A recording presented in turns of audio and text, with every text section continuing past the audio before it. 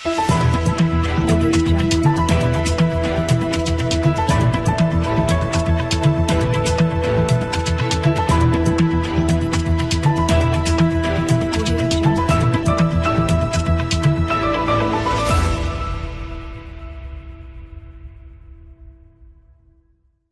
मोदी की डिग्री नहीं, महंगाई और बेरोजगारी देश के लिए सबसे बड़े मुद्दे। शरद पवार ने बढ़ाई कांग्रेस की मुश्किल। राजनीति के चाणक्य कहे जाने वाले शरद पवार ने एक बार फिर प्रधानमंत्री नरेंद्र मोदी की डिग्री को लेकर बड़ा बयान दिया है। उन्होंने कहा कि किसी की डिग्री पर सवाल उठाने से देश की समस्याएं खत्म नहीं हो जाएंगी।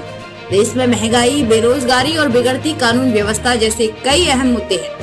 महाराष्ट्र और देश की सियासत में शरद पवार एक बार फिर से चर्चा में है। चर्चा इस बात को लेकर हो रही है कि शरद पवार आखिर किसके साथ हैं? क्या वो महाविकास अघाड़ी के साथ हैं या फिर उनके दिमाग में कुछ और ही चल रहा है?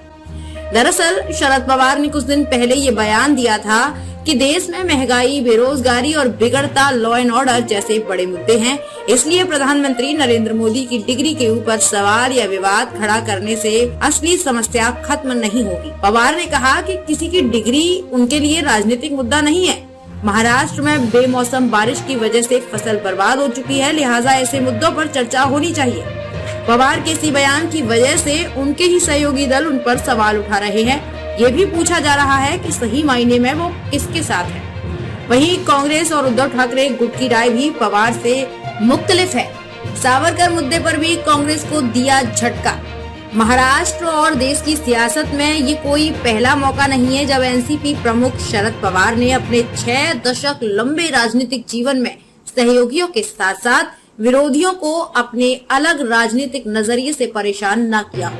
एक तरफ जहां कुछ दिन पहले राहुल गांधी ने वीर सावरकर विरोधी बयान दिया था, तब भी पवार ने कहा था कि स्वतंत्रता संग्राम के दौरान सावरकर की ओर से किए गए बलिदान को नजरअंदाज नहीं किया जा सकता। उन्होंने सावरकर को वैज्ञानिक सोच वाला इंसान बताते हुए उनकी तारीफ की थी।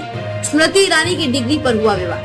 किसी राजनेता की डिग्री पर विवाद का भी ये कोई पहला मामला नहीं है। इससे पहले केंद्रीय मंत्री और बीजेपी नेता स्मृति ईरानी की डिग्री पर भी सवाल उठाए जा चुके हैं।